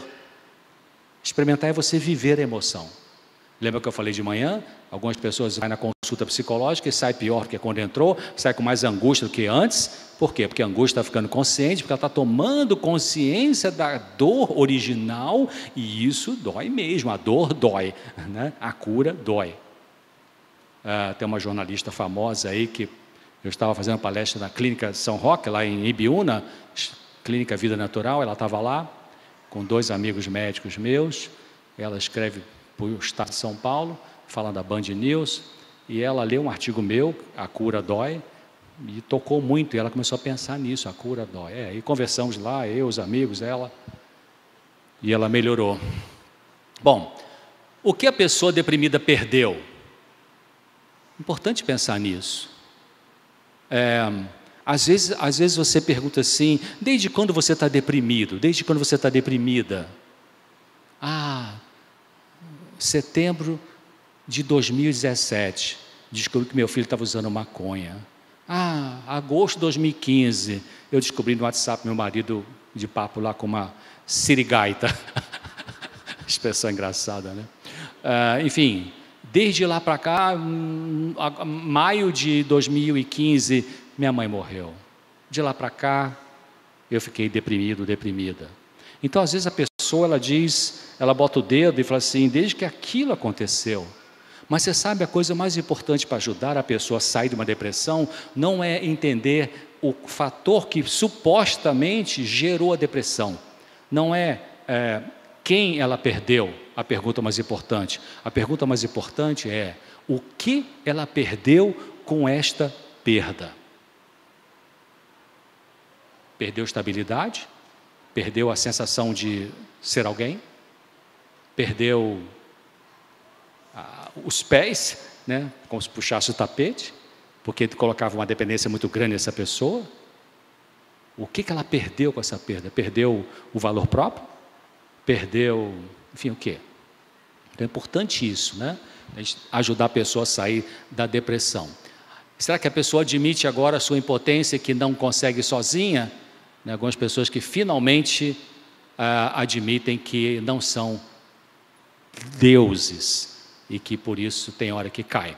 Alívio do sintoma, sabe, qual a diferença entre uma pessoa que tem sofrimento emocional que é cristã e a que não é cristã? A pessoa que tem sofrimento emocional que não é cristã, não tem uma fé, ela se desespera quando tem uma perda afetiva importante. E a pessoa que tem o sofrimento emocional e que é cristã, ela segura na mão de Deus e não faz besteira. Alívio do sintoma é diferente do aprendizado sobre lidar com a dor. Importante isso, né? Então, aliviar o sintoma é medicação. Mas isso é diferente de você aprender a lidar com a dor. Você quer recuperar seu bem-estar sem ter que enfrentar suas angústias? Não vai dar certo. Dá para ver a conexão entre o sofrimento atual e a história pessoal do passado? Porque às vezes a pessoa também acontece isso. É muito típico a pessoa que faz uma depressão. Lá de 3 a 8 anos de idade era abusada pelo padrasto, ou pelo irmão mais velho, ou pelo tio, ou pelo vizinho. Geralmente vítima de abuso sexual é alguém ali pertinho da família, o avô. E aí depois namorou um rapaz que era abusivo também. Depois, com 30 anos, já estava casada, o sujeito era violento com ela. Depois, com 38, foi demitida injustamente do emprego. Depois, com 42, a mãe que ela amava muito, era o suporte dela, morre. Aí, com 42 e um dia da morte da mãe, ela entra em depressão. Ah, ficou deprimida porque a mãe morreu. Não, tem um histórico, tem um monte de perdas ali que ela foi segurando, mas tem uma hora que, pum, foi a gota d'água, né? Que deixou aquela pessoa com aquele estado depressivo. A pessoa com sofrimentos mentais que procura um profissional para tratamento, ela pode recusar ou aceitar. Vou ler lá em cima de novo. A pessoa com sofrimentos mentais que procura um profissional para tratamento, ela pode recusar ou aceitar, reconhecer que há importantes conflitos e ansiedades internas. E isso chama-se caminho da recuperação. Ela pode reconhecer que tem o direito de mudar seu comportamento na vida. Isso a gente chama de caminho de mudança inicial. Ela pode reconhecer a existência e a importância do mundo inconsciente, eu falei de manhã. Esse é o caminho da elaboração. Então, ela vai ser ajudada psicologicamente, vai entender. Puxa, eu não tinha feito essa relação entre esse sofrimento passado com o sofrimento presente. Ela começa a montar o quebra-cabeça com essa ajuda profissional e vai tendo então a percepção. A gente chama de insight, né? O clique, que ajuda a mudar. A terapia cognitivo-comportamental, ela é tão eficaz quanto o remédio, chamado TCC. Na maioria se você pega uma grande parte dos trabalhos científicos que fala sobre terapia para a depressão, você vai encontrar que essa abordagem, a TCC, é a mais indicada. O Papa do Mundo sobre isso, que o professor é o Aaron Beck, né? E a filha dele. E do professor Aaron Beck, então, desenvolveu o estudo da terapia cognitivo-comportamental. Mas eu estou agora, até para preparar alguns programas claramente, encontrei, graças a Deus, um livro, Psiquiatria Psicodinâmica, de Gabbard, professor da Universidade de Ohio. Ele fala sobre uma outra visão da depressão, sem ser a visão da TCC. A TCC é uma visão de... Como é que se faz a TCC? Você tem um pensamento distorcido, então o psicólogo mostra para você, olha, você está interpretando errado essa coisa aqui, vamos mudar o pensamento. Então você treina a mudar um pensamento. Você treina um descondicionamento do seu medo. Tem medo de cachorro? Então vamos fazer o seguinte, na semana que vem você vem e eu vou trazer uma imagem de um cachorro. Aí tá, aí sua, dá frio na barriga e tal. Aí na outra consulta vai trazer um cachorrinho de pelúcia. Na outra consulta vai trazer um cachorrinho de verdade. Claro, isso pode levar 1 ano, 2 anos, até que a pessoa vai aguentando lidar com aquela ansiedade ao ser exposta àquilo que ela tem medo. Isso é muito ligado à TCC. Já a terapia psicodinâmica, que eu prefiro mais, que eu gosto mais, me afino mais analítica, de onde vem esse medo, de onde vem essa emoção? O que aconteceu com você? Como é que você pensa em relação a isso? Qual a sua resposta emocional? Né? Mas as duas são eficazes. E o professor Gabbard, do Ohio, ele levanta essa questão aí. Não é que a TCC vai ter que ser obrigatoriamente a melhor. Às vezes depende da pessoa. Essa autora Ellen White, ela fala assim, Jesus usava métodos diferentes para lidar com mentes diferentes. Interessante, né? Tinha pessoa que ele era bem TCC. O que diz a lei? Vai e faz. Isso é TCC. Né? E aí ele virar para outra pessoa, por que você está com esse medo todo aí? Né? Enfim, então era uma forma analítica. Né? Algumas perguntas, ele fazia mais perguntas do que às vezes dava a resposta. Por que ele fazia mais perguntas para algumas pessoas? Para a pessoa raciocinar. Para a pessoa raciocinar. A gente não quer pensar hoje em dia, né? Quer pegar o celular, a televisão, o iPad, iPod e tal, está tudo prontinho. Temos que pensar. Eu estive no Congresso de Psiquiatria recente, e um professor de psiquiatria ligado com psiquiatria biológica, com neurobiologia, então não é nem um psicodinâmico, não é um psicanalista. Ele falou assim, em termos de saúde mental, a bola da vez é a cognição. O que significa isso? A bola da vez é como você lida com o seu pensamento.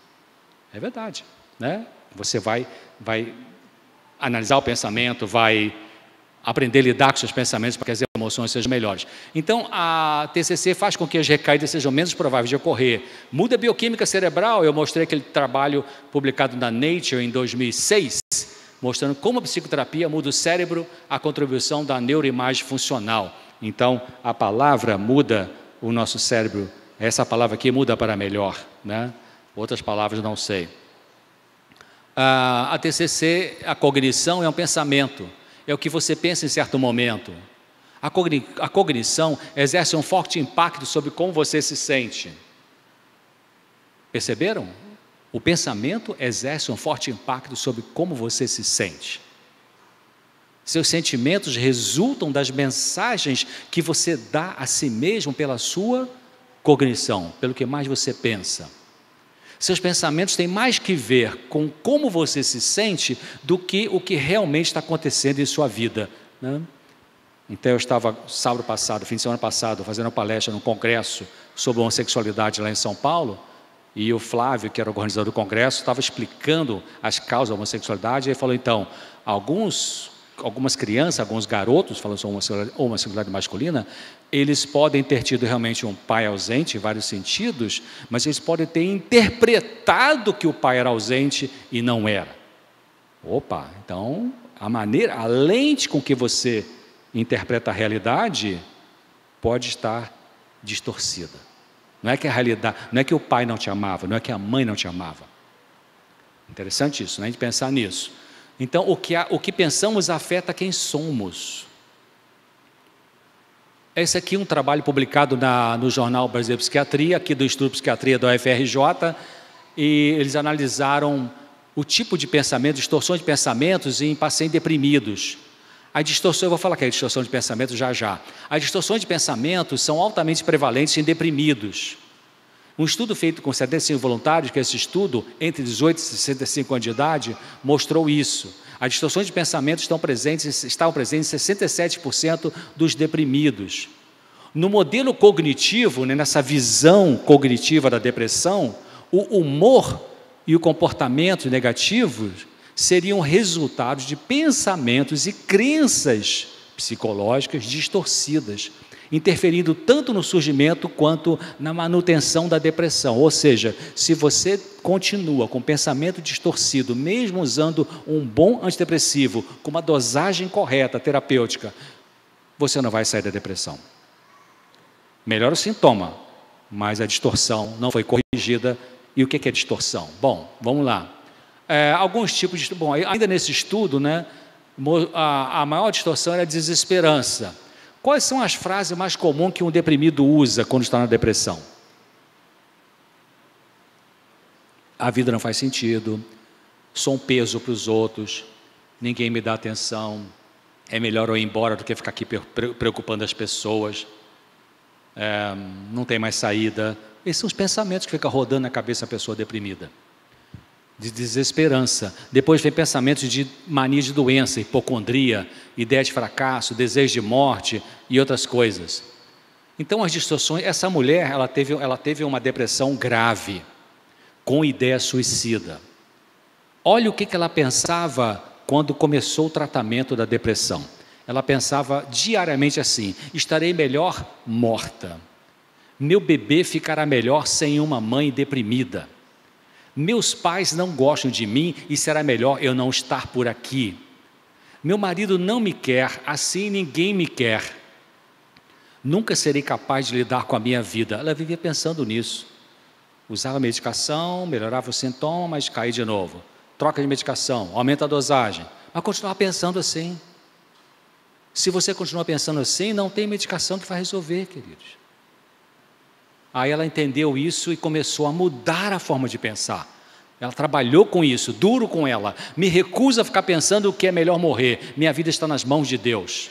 Meu bebê não ficaria melhor sem a minha presença. Sou sua mãe e ele precisa de mim. Posso aceitar o jeito de meus pais me amarem. Meu marido tem os problemas dele e não é por isso que eu vou me maltratar. Posso aprender a lidar com a minha vida. Olha como é que mudou. Aí sim, mudando a forma de pensar, você vai abaixando a medicação, tira a medicação e ela não vai cair em depressão de novo, porque ela aprendeu a pensar de maneira saudável. Lembra Filipenses 4:8, que eu comecei lá no início e vou terminar? Pensar de uma forma diferente. Então, o que faz o nosso humor alegre, triste ou zangado? Você tem um evento ativador. Você telefona para uma amiga, para o celular dela, e ela não atendeu. Sempre atende, mas nunca atendeu. Esse é um evento ativador. Aí você vai ter uma crença. Crença não no sentido religioso, mas uma crença psicológica. Você ligou para ela, ela não atendeu, sempre atende, mas não atendeu. Aí na tua cabeça vem o pensamento: será que não está legal comigo hoje? Já aconteceu isso com você? Né? Você ligar para alguém, a pessoa não atende e não quer me atender, ela viu que foi meu número, não quis atender porque está irritada comigo, e aí você vai ter a consequência emocional. Então você fica irritada com essa pessoa, fica desanimada, solta os cachorros em cima dela. Aí quando você fala com ela: eu te liguei ontem, você nem me atendeu, sempre você me atende, o que aconteceu? Que hora você me ligou? 2:30 da tarde. Querida, fui trabalhar no escritório, esqueci o celular dentro do carro. Essa é a verdade. Por isso que ela não atendeu. Mas naquela hora que ela não atendeu, a tua cabeça diz o quê? Não está afim de falar comigo hoje. Isso é uma distorção de pensamento. E se você mantém uma distorção de pensamento, você vai cair em depressão. Meu marido chegou em casa, nem me beijou, nem disse boa noite. Foi lá, ligou a televisão, falou: tem uma coisa urgente para ver. Poxa, se ele me amasse mesmo, primeiro ia falar comigo, ia me dar um beijo, tal. Alô, ou não? Tem que ver uma coisa com a outra, né? Então, alguns tipos de distorção de pensamentos. Pensamento tudo ou nada. Se seus resultados de uma prova não foram perfeitos, você se sente um fracasso total. Não, você não é um fracasso total. Naquela prova não foi legal, mas você foi legal em outras. Um rapaz tímido pediu para namorar uma garota e recebeu um não, mesmo com delicadeza dela. Aí ele pensa assim: eu nunca vou conseguir namorar ninguém, eu vou ficar sozinho o resto da vida. Aí recebi trocentos e-mails e cartas, quando tinha e-mail lá no passado, mais de garotas do que de rapazes com esse tipo de pensamento, né? Meu namorado e tal me abandonou, nunca mais vou arranjar ninguém, não vai ter ninguém nesse mundo que vai conseguir me... Tem 7 bilhões, 300 milhões de pessoas nesse mundo. Uma distorção de pensamento. Filtro mental: a pessoa pega um detalhe negativo e se concentra nele exageradamente, perturbando a visão da realidade maior. Esse aqui foi interessante. Uma garota, muitos anos atrás, me enviou uma carta com uma foto dela e ela olhava a si mesma como feia e detonava a pessoa dela inteira. Ela falou: doutor César, você vê como é que eu sou feia? Eu estou mandando minha foto. Eu olhei a foto e falei assim: meu Deus, ela é feia mesmo. E agora, o que eu faço? Como é que eu vou ajudar? Vai ser agora, que abacaxi. Aí eu olhei era uma carta.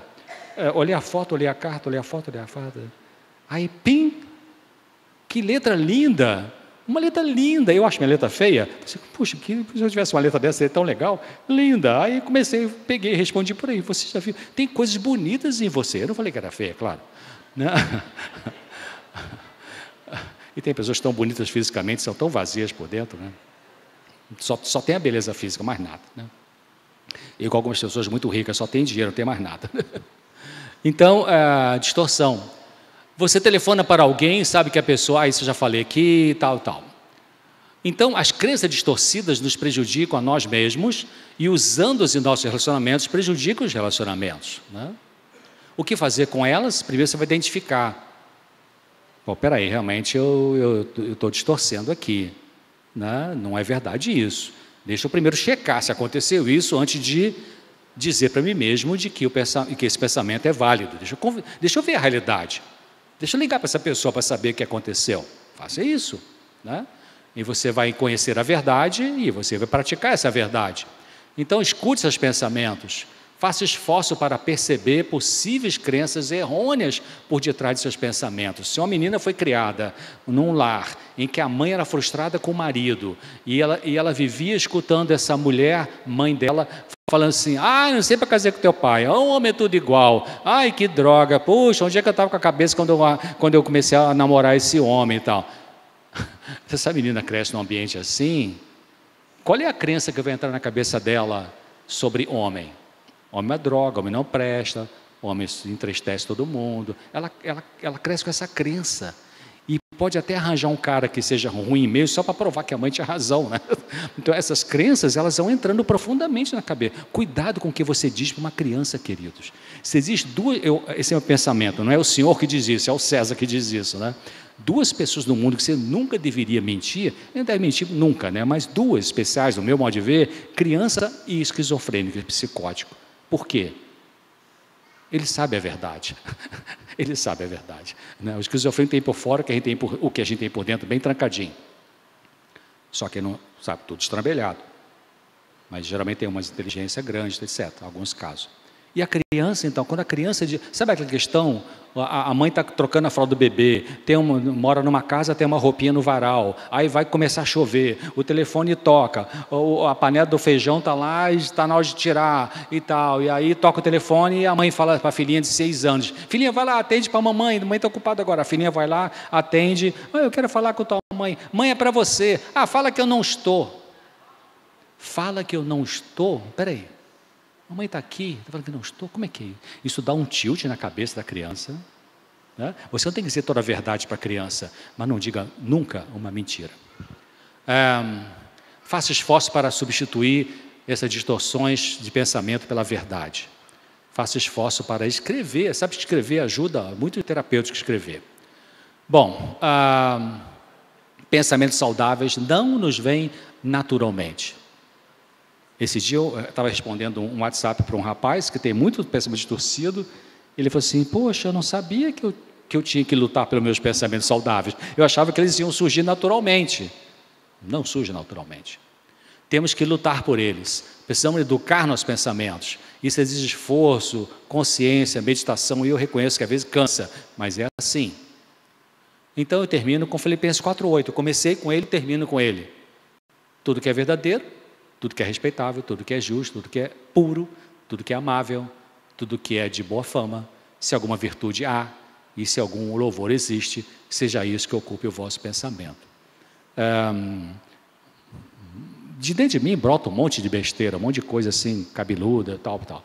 A natureza pecaminosa é terrível mesmo, o pecado é uma coisa terrível, né? Eu tenho um texto, está na minha Bíblia ali, dessa autora inspirada, que ela fala assim, o coração natural tem ódio contra a verdade e contra Jesus. O que é coração natural? É você com você mesmo, sozinho, sem Deus. Interessante, né? Então, quando você começa a gostar de uma coisa espiritual, levanta a mão para o céu, porque já é um milagre, queridos. Então, eu tenho trabalhado comigo ultimamente com um tipo de coisa, várias coisas, mas uma delas é essa. Eu olho e quero julgar uma pessoa, por causa de preconceitos meus. E aí, quando eu percebo que eu estou já encadeando alguns pensamentos de crítica em relação a essa pessoa que eu dei uma olhada, Deus está me ajudando. E pouco tempo atrás eu li uma frase dessa autora também inspirada, Ellen White, ela fala assim, o juiz é Jesus Cristo. Não é o Moro, é Jesus Cristo.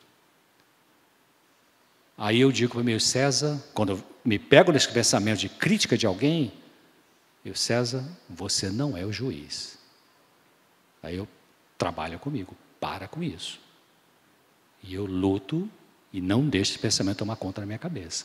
Então isso você tem que fazer. Medicação não vai fazer isso por você. Tá bom? Era isso que eu queria falar. Quero trazer à memória aquilo que me pode dar o quê? Esperança. Muito importante. Eu estava dirigindo um carro e fazia palestra lá em Itaboraí, um tempo atrás, e estava sintonizado um rádio no meu carro, sábado à noite, voltando para casa, e estava uma entrevista, Roberto Nonato, da CBN, entrevistando um neurologista da USP, falando sobre doença de Alzheimer. Neurologista falando sobre doença de Alzheimer, não era psiquiatra, nem psicólogo. E esse neurologista falou assim, 3 coisas para prevenir a doença de Alzheimer. Deixa eu ver se eu lembro das 3. Se envolver com trabalho voluntário, filantrópico. Segundo, não guardar ressentimentos. E terceiro, cultivar gratidão.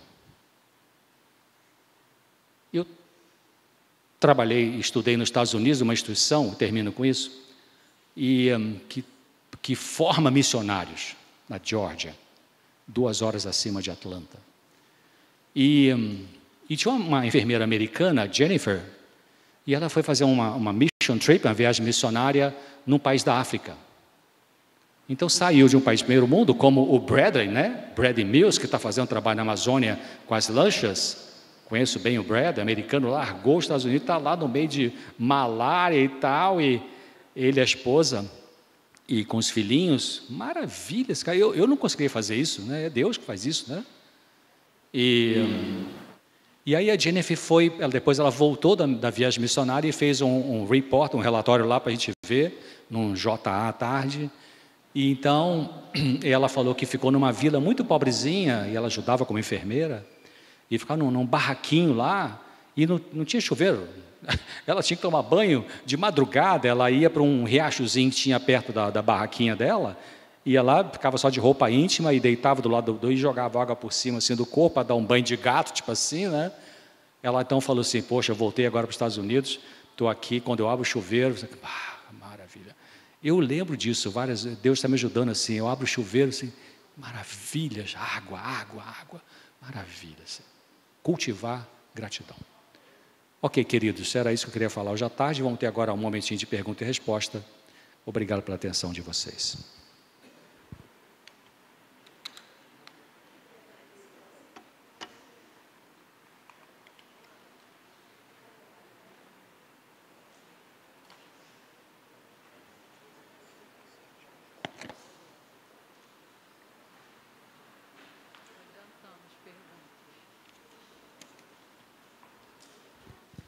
Bom, eu me perdi no tempo, desculpe, são 5 para as 7, eu nem imaginei, pensei que fosse umas 6 horas ainda.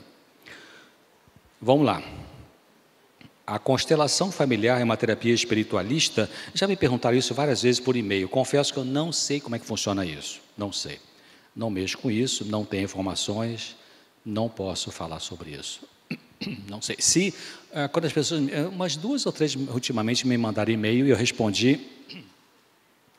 E eu coloquei assim, se a base dessa modalidade de terapia é ajudar você a entender o sofrimento passado, o sofrimento presente, o que você viveu na sua família de origem que foi traumático para você, e o que isso causou de reação em você, e como é que você pode aprender a manejar isso, então acho que a coisa é por aí, mas agora eu não sei outras informações para dizer. Outra pergunta, alguém quer fazer uma pergunta, enquanto o papelzinho chega aqui?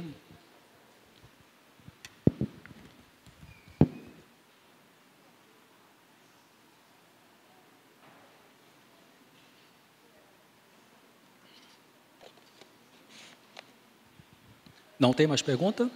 Tem?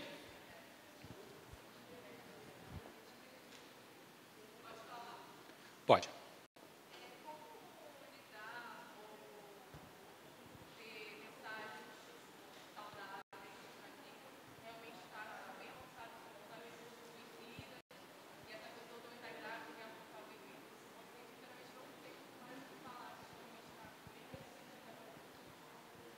A pergunta dela, entenderam? O que fazer para ajudar uma pessoa que tem pensamentos suicidas graves, tem um bebê, mesmo assim pensa em suicídio? Tem várias coisas, inclusive tem um programa que eu fiz recentemente, Claramente, tem 2 ou 3 programas ali sobre isso. O que fazer com a pessoa suicida é você com ela e com o familiar, o que o familiar pode fazer. Bom, primeiro ela tem que ser ajudada sim, ela tem que ter alguém 24 horas para ajudar, ela tem que ter um acompanhamento psicológico, porque é uma situação que já está grave. E tem que, então, nessa ajuda, seja você ou profissional, você vai ajudar essa pessoa a começar a pensar de que, por causa do estado depressivo do cérebro, a forma de pensar está distorcida. Isso significa que, mais adiante, quando o cérebro recuperar, esse tipo de pensamento não vai existir mais. Então, ela tem que começar a pensar nisso. Ou seja, ela tem porque se a pessoa não está psicótica... O que é a pessoa psicótica? A pessoa psicótica ela tem delírios, por exemplo, né, que é uma alteração do conteúdo do pensamento. Um delírio pode ser, tem um leão ali atrás que vai me pegar, eu sei que quando sair daqui vai morder. Isso é um delírio, eu construí uma alteração de pensamento. Se a pessoa não está nisso, está normal, conversa, coerente, lúcida, orientada, então você vai ajudar essa pessoa a entender de que os pensamentos negativos que falam de suicídio são uma parte da mente dela que está distorcida. Não é o todo dela.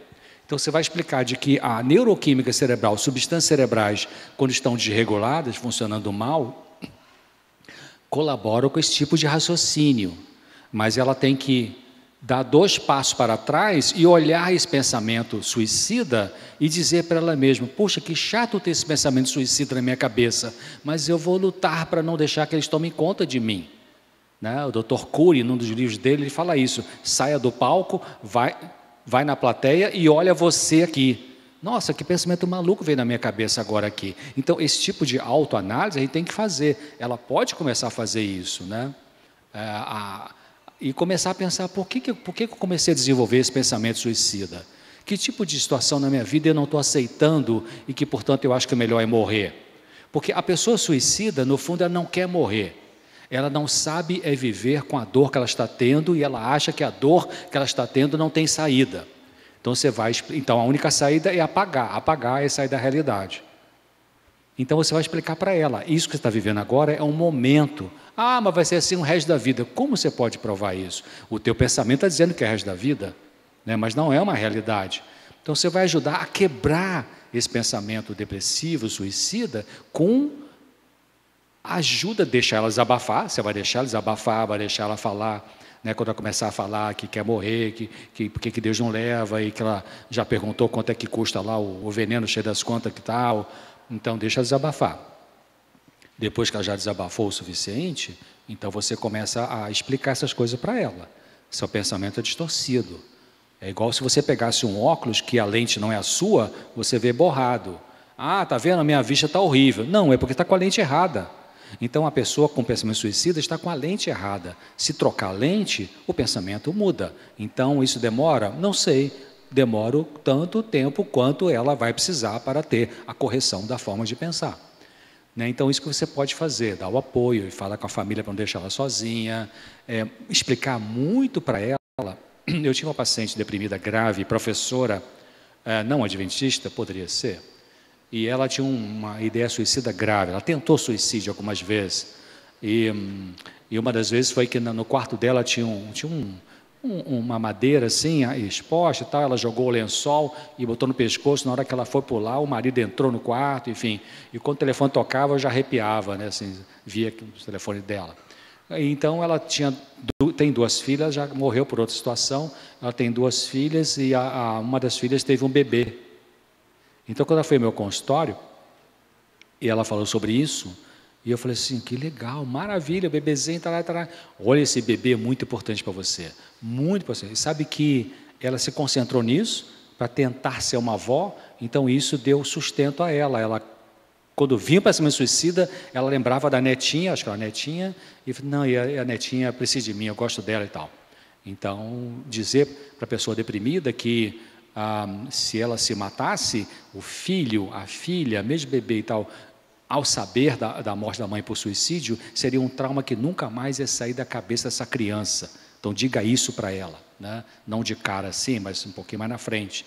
E mostrar que essa criança precisa dela sim. Porque já me deprimido com a ideia suicida que tem criança. Não, o meu marido cuida, minha mãe cuida, quem cuida. Eu sei que ela vai ser mais bem cuidada por outra pessoa que não está deprimida porque eu estou. Não, isso não é. A criança precisa da mãe e do pai. Ninguém substitui isso, né? Então, são formas de ajudar. Tem um monte aqui. Sim.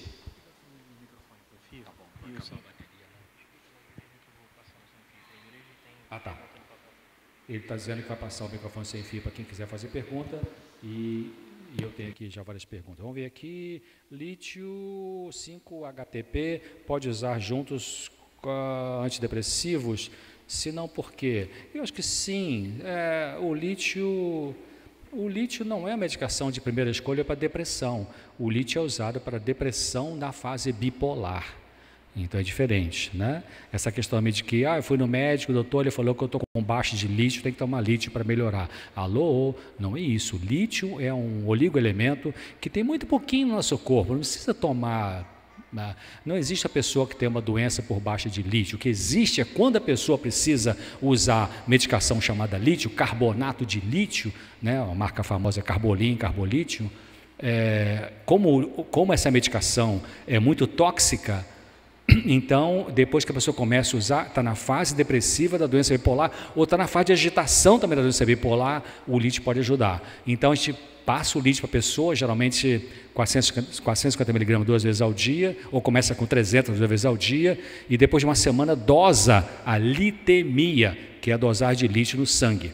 Então, quando começou a tomar o comprimido de lítio, passou uma semana, 10 dias no máximo, dose a primeira vez, se deu entre 0,7 ou 0,8 a 1,2 miliequivalentes por litro, significa que essa dosagem que a pessoa está tomando está boa. Se deu abaixo de 0,7, então tem que aumentar o comprimido. Se deu acima de 1,2, tem que baixar, porque é muito tóxico, principalmente para o rim. Então, depois, um mês depois, dosa de novo. Então, a dosagem do lítio ela se faz quando a pessoa está usando carbonato de lítio. A 5-HTP é o triptofano. O triptofano é um precursor da serotonina. Tem os produtos naturais, vende triptofano, né? Que ajuda algumas pessoas deprimidas. Pode ajudar, pode, mas não depressão moderada e grave. Nunca vi casos que o triptofano conseguisse ajudar. Pode ser um suplemento, entre outras coisas. Meu irmão só pensa em morrer. Gostaria muito de ajudá-lo e não sei como. Ele é muito cabeça dura, então o cabeça dura tem que ter ajuda, né? Se ele quiser. Geralmente o cabeça dura às vezes não quer ajuda, né? Esse aqui é o pior. Se a pessoa não quer ajuda, não tem ajuda. 10 a 15% de anorexia nervosa das garotas se suicidam. 10% às vezes dos alcoólicos morrem pelo alcoolismo. Várias pessoas se matam, mesmo com o melhor psiquiatra, mesmo com a melhor medicação, o melhor psicólogo se mata. Nós não conseguimos resolver todos os problemas. Então, o mínimo que a pessoa precisa fazer é dizer assim, cara, eu estou sofrendo muito, eu detesto o negócio de tratamento, de ajuda, de psicólogo e tal, mas eu preciso, então eu vou. Então, isso é metade do caminho, metade da resolução. No grupo de AA, Alcoólicos Anônimos, eles falam os 12 passos. O primeiro passo é admitimos que éramos impotentes diante do álcool e que havíamos perdido o controle das nossas vidas. O alcoolismo, só para citar um exemplo, o apelido é a doença da negação. Por que o apelido é a doença da negação? Porque todo entre aspas, bom alcoólico ou bom alcoólatra, o que ele diz? Não, é só quando o Flamengo ganha. Não, é porque o Flamengo perdeu. Não, é só 2 latinhas. Não, é porque minha mulher não entende. Não, é porque a mulher não sei o quê e tal. Ele nunca diz assim, cara, eu bebo demais porque eu não tenho controle. O dia que ele fala assim, eu bebo demais porque eu não tenho controle, ele já deu 50% do passo para a recuperação. Então, esse de cabeça dura, então, diga para ela, você quer ajuda ou você não quer ajuda? Não quero, vou matar mesmo e tal. Ele disse isso muitas vezes e nunca tentou nada. Pode ser manipulação. Não vamos levar em brincadeira essa ideia, né? Mas, se for o Belisário quer ver, tem umas ideias interessantes, assim, então tá bem, onde você quer se matar? Quer que eu vá com você no 12º andar? Você pula meio, eu fico lá esperando, tiro a foto para você. Algumas pessoas levam um choque assim, aí cai na realidade, para que eu estou falando aqui, né? Então está falando isso aqui para realmente perturbar a família? Ou está falando isso aqui porque realmente está seriamente deprimido? Se está seriamente deprimido, vão no psiquiatra. Ah, mas a cabeça dura não quer ir. Então você não pode fazer nada. Em termos, né? Vai arrastar para o psiquiatra? Tá bom, leva arrastado.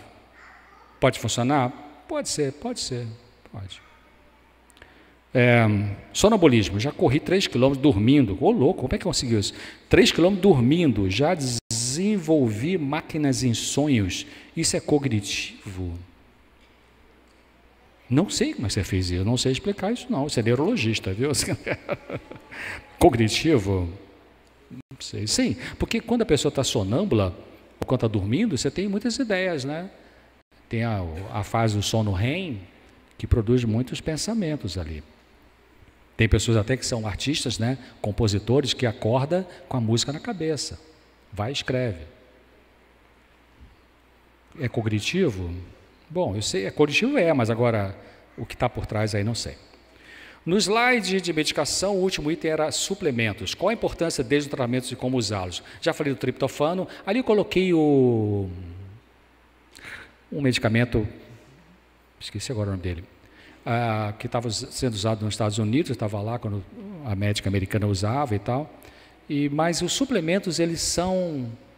É como o nome está dizendo, suplemento. O que é suplemento? Uma coisa que entra como ajudador de outras principais. Então, você vai pegar o suplemento e botar como número 1 do tratamento. Eu não faço isso. Se tem um paciente que vem a mim com depressão e já vinha usando triptofano, 5-HTP, eu vou dizer, para com isso? Não, continua a usar. Mas talvez você precise usar um pouco dessa medicação ou dessa aqui, seja o sintético ou não. Então, o suplemento tem seu lugar. Orotato de lítio, lembrei, orotato de lítio, que é uma outra modalidade do lítio sintético, sem ser o carbonato de lítio, porque o carbonato é extremamente tóxico. Já o orotato não é muito tóxico, mas também pode não ser muito eficaz para alguns tipos de depressão, especialmente da bipolar.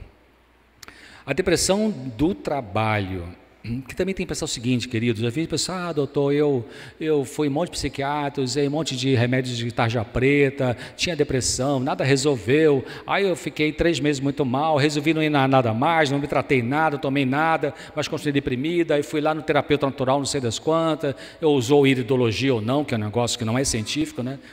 Aí ele passou para mim triptofano, aí estou tomando, fiquei ótimo. Foi o triptofano? Não sei. O que aconteceu naquele período da vida dessa pessoa? Teve uma mudança interior, teve um trauma que mexeu com a cabeça, teve um despertar espiritual, teve algumas coisas, e você pode achar que é o triptofano, às vezes não é, né? Então, tem que pensar nisso. A depressão no TAB, transtorno afetivo bipolar, deve ser encarada da mesma forma como assim? Sim, se for por aqui, sim, na depressão. Só que a depressão no transtorno bipolar, ele é tida mais como uma depressão endógena. A depressão endógena é a depressão que tem muito de alteração de bioquímica, mais do que de alteração psicológica. Então, por isso que a depressão na pessoa que é bipolar, transtorno afetivo bipolar, ela muitas vezes precisa de orientação medicamentosa. Igual ou correspondente à depressão grave, não da pessoa bipolar. Uma depressão unipolar. O amitril, que é a amitriptilina, me deixou com muita fome. Comecei a tomar mês passado. Isso vai melhorar? Talvez não. A amitriptilina, o amitril, o triptanol, é uma medicação que dá ganho de peso, ele dá os efeitos colinérgicos, né? Boca seca, prisão de ventre, tremor de mãos, a vista meio embaçada, você vai ler também fora de foco, e sudorese mesmo no frio. Isso é típico de reações colaterais de remédio como amitril, tofranil, anafranil, imipramina, clomipramina, triptanol. Então, o amitril especialmente dá ganho de peso. A vantagem do amitril, da amitriptilina, é que é um antidepressivo que tem uma característica de diminuição da ansiedade e ajuda na insônia.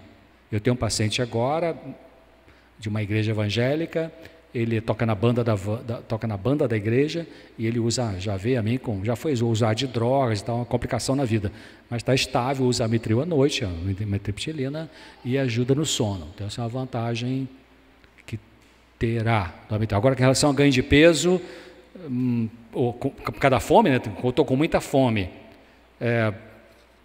Não sei, vamos experimentar, fica 4 semanas pelo menos, e aí você vai ver. Talvez, se a pessoa está usando isso aqui por causa de depressão, tem que ter pelo menos 75 miligramas. A amitriptilina é de 75 a 150.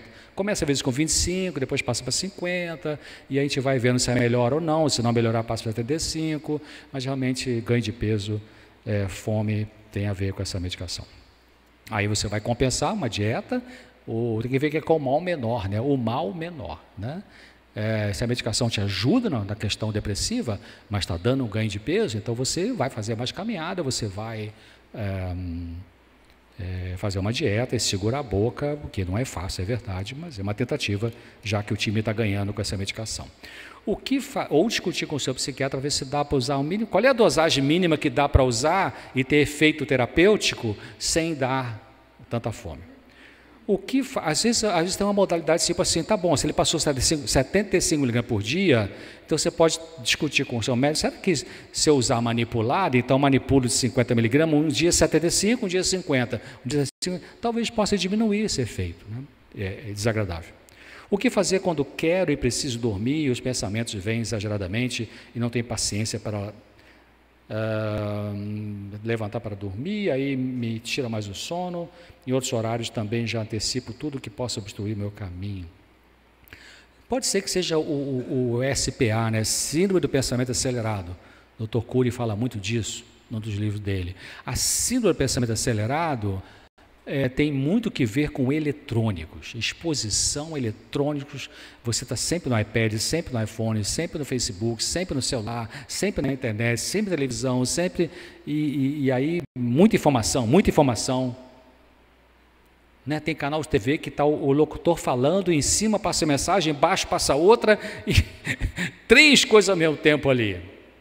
Você se expõe a isso estressa o cérebro. Então, minha sugestão, faça umas férias, um jejum de eletrônicos e veja o que vai acontecer. Não é só isso, mas isso começa por aí. Penúltima pergunta, última. Perdi a explicação da distimia. Fale novamente, por favor. Distimia. Distimia é uma tristeza crônica. Distimia é que a pessoa que ela consegue trabalhar, consegue namorar, consegue estudar na universidade, mas ela está... a tendência é interpretar negativo.